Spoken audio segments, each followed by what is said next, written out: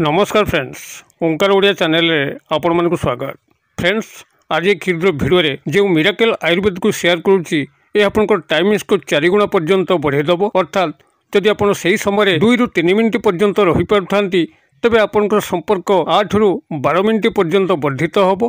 फलत आपनकर पार्टनर आपनको ऊपर गभीर संतुष्टि प्रकाश करेंगे और यार क्रमागत व्यवहार रे आपनकर टाइमिंग्स एभली बढ़ी बढ़ी जीवो जद्वारा कि आपनको संपर्कर उन्नततम सोपान को उन्नीत होबे। आपनकर पार्टनर टी आपनको ऊपर से भली गभीर भाव में संतुष्टि होई रहिबे। आपनकर एही मिराकल आयुर्वेद को व्यवहार करिबा जे भली भाव में सुलभ से भली भाव में मध्य व्ययहीन अटे। एभली कोनसी सामग्री एठारे उपस्थापन करा जाउनी जाहाकु आपण माने प्राप्त करि परिबे नाही। आकाश कइया चिलिका माछ केवल श्रवण ही सारा होबो एभली कौन सी कथा एठारे उपस्थापन जाऊ नहीं। आपण माने ए समस्त सामग्री को निजर आखपाखु खूब सहज संग्रह करि परिबे एवं कौन सी मूल्य मध्य आपनको एथि विशेष दवाई पड़िबो नाही। एवं एही सामग्री गुड़िक आमर प्रतिष्ठान द्वारा बहुबार परीक्षित माने संपूर्ण जीरो अवस्था थिले आमर प्रतिष्ठान द्वारा सेमानको एही उपाय चिकित्सा करा जायकरी रात रात हीरो बने दिया जाई अछि। अर्थात जे माने ए क्षेत्र संपूर्ण पारंगमहीन थिले सेमाने बर्तमान एक सुंदर दाम्पत्य जीवन को अतिवाहित करुचंती। अतबे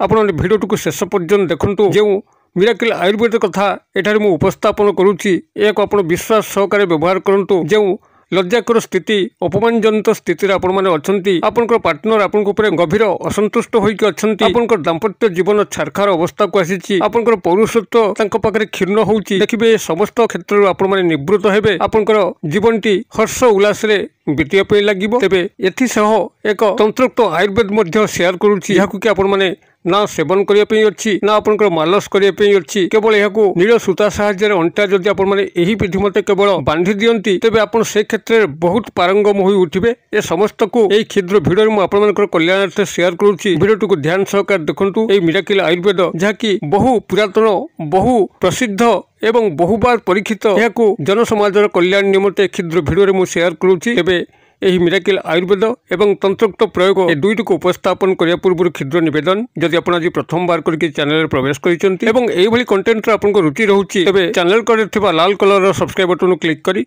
बेल आइकन क्लिक करी एवं ऑल नोटिफिकेशन पर क्लिक करी चैनल टी को सब्सक्राइब करनियंतु जेभली कि आमे जेतर मध्य आपण मानको सेवारे एही भली तंत्रमंत्र भिडियो किंबा स्वास्थ्य भित्तिक भिडियो अपलोड करिवु ता सर्वप्रथम नोटिफिकेशन आपण पाखरे पहुंचिबो एवं से सब को आपण माने सर्वाधिक देखिकरी किछि ज्ञान आहरण करि परिबे। तबे फ्रेंड्स एबे नजर पकेबा मिराकल आयुर्वेद जाकी आपण मानको रात राती जीरो रु हीरो बने देबो। जदि आपण संपर्क समय 2 ରୁ 3 मिनिट पर्यंत रही पारथांती निश्चित भाव में 8 ରୁ 12 मिनिट पर्यंत रहिबे एवं जे माने आदौ रही पारुनांती संपूर्ण अक्षम अवस्था अछंती दर्शन मात्र के सेमानकर स्खलन होई जाउची सेमाने मध्य एहार व्यवहार रे सेमानकर दाम्पत्य जीवन को सजाड़ी पारिबे। एथि सह सेमानकर शरीर बल तेज ओजर मध्य वृद्धि घटिबो। दैनंदिन कार्यकलाप जेतिकी शक्तिर आवश्यक स्फूर्तिर आवश्यक ताहे आयुर्वेद सहायता से प्राप्त करि परिबे। एवं एही आयुर्वेद आपनकर जो माने परिणत वयस अछंती जो माने कि एही संपर्क क्षेत्र रे सतरा पारंगम होई पारि नथांती सेमानक ऊपर मध्य प्रयोग करा जायकरी यार एक सुंदर रिजल्ट मिली जद्वारा कि परिणत वयस लोक मानक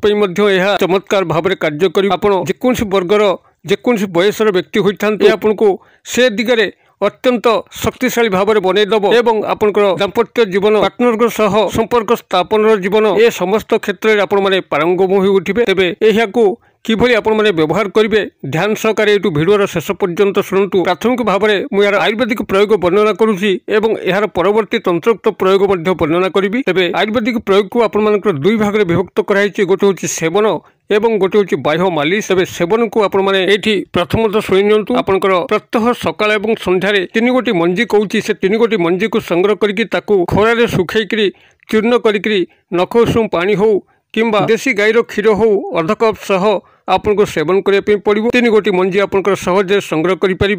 प्राथमिक भाव में गोटे हूँ कखारूर मंजी एवं आउ गोटे हूँ पानी कखारूर मंजी एवं आउ गोटे हूँ आपनकर तरभुज बा वाटरमेलन मंजी। ए 3 गोटी मंजी सबू गाँ गहली खूब सहज मिले सहर में मिले। आपनकर गृह को जो कखारू डालमा करने तार मंजी को संग्रह करेंगे एवं पानी कखारू मंजी जहाँकि समस्ते जानती पानी कखारु एक सुवर्ण फल अटे। बहु पूजा कार्य यही पानी कखारु व्यवहार अच्छी। तरबुज जहाँकि खरा दिने आपंकर सनस्ट्रोक रक्षा करें, शरीर को डिहाइड्रेशन बंचाई था। ये तरबुज वाटरमेलन तीनोटी जाकर मंजी को आपने सम परिमाण में संग्रह करेंगे। अर्थात जदि आप 150 ग्राम पाउडर को चाहूँगी तेज 50 ग्राम कखारु मंजी, पानी कखारु मंजी और तरबुज मंजी को संग्रह करेंगे। भल भाव धोई सुखेबे। संपूर्ण भाव में सुखीगला ग्राइंडर सहायता चूर्ण करेंगे।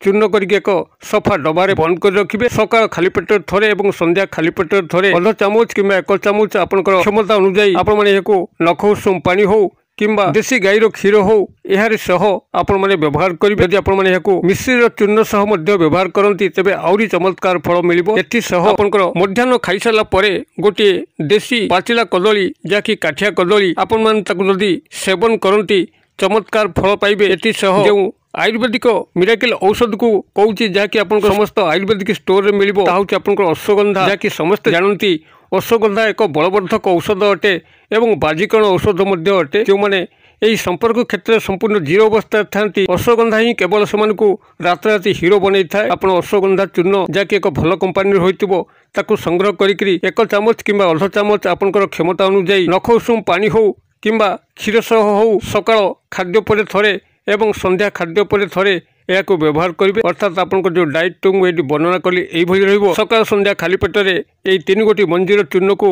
अध चामच कि 1 चामच नख उषुम पानी सह एवं सकाळ संध्या खाई सारा अश्वगंधार चूर्ण को 1 चामच कि अध चामच नख उषुम पानी कि क्षीर सह एवं खराबेल खाई सारा एक देसी काठिया कदली गोटे आपंकर व्यवहार करेंगे। यह क्रमागत भाव में किछि दिन बा किछि सप्ताह व्यवहार करेंगे जद्वारा कि यार संपूर्ण चमत्कार गुण आपने प्राप्त करेंगे। तेबे ये समस्त जिनस को आपने व्यवहार समय से भाई काय मनोवाक्य रे बेसी संपर्क स्थापन कथा चिंता करेंगे ना। निशा द्रव्य ठार दूरे रे द्वारा आपर संपर्क क्षमता क्रमश वृद्धि पाइबा लगे।